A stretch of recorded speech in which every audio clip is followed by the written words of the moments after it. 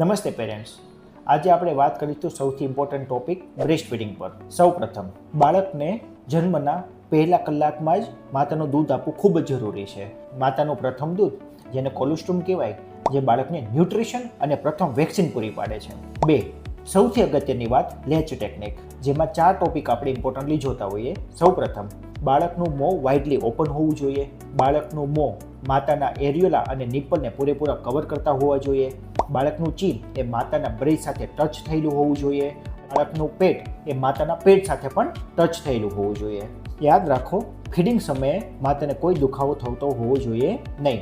જો દુખાવો થાય છે તો સમજવાનું કે લેચ ટેકનિકમાં પ્રોબ્લેમ છે. નંબર 3, ફીડિંગ માટેનો કોઈ ટાઈમ ફિક્સ ના કરો. જ્યારે બાળક જાગે ત્યારે બાળકને ઓન ડિમાન્ડ ફીડિંગ આપવું જોઈએ. નોર્મલી બાળક 2 કે 3 કલાક પછી ફીડની ડિમાન્ડ કરતું હોય છે. જો બાળક અધૂરા મહિનાનું અથવા તો ઓછા વજનવાળું હોય તો આપણે દર 2 કલાકે બાળકને જગાડીને દૂધ આપવું જરૂરી છે. નંબર 4, બાળકને એક બ્રેસ્ટ કમ્પ્લીટલી ખાલી ના થાય ત્યાં સુધી બીજું બ્રેસ્ટ ઓફર ના કરો.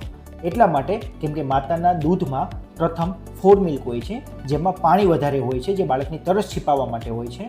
માતાનું લાસ્ટ મિલ્ક કે જેને હાઇન્ડ મિલ્ક કહેતા હોય છે, જે બાળકને ન્યુટ્રિશન અને ચરબી પૂરું પાડતું હોય છે, જેનાથી બાળકનો વેઇટ ગેઇન સારો થતો હોય છે. નંબર 5, બાળકને પૂરતું માતાનું દૂધ મળે છે એ કેવી રીતે ખ્યાલ આવશે?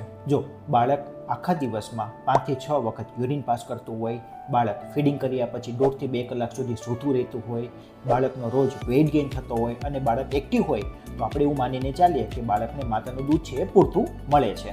યાદ રાખો, અમુક ભૂલો આપણે ટાળવી જોઈએ, જેવી કે બાળકને પાણી અથવા તો હની ના આપવું જોઈએ, બાળકને બોટલથી ફીડ ના કરાવવું જોઈએ અને વગર કારનું ફોર્મ્યુલા મિલ્ક ના આપવું જોઈએ. બ્રેસ્ટ ફીડિંગ એ ખાલી ખોરાક નથી, એ બાળક અને માતા વચ્ચેનું એક સ્ટ્રોંગ બોન્ડિંગ છે.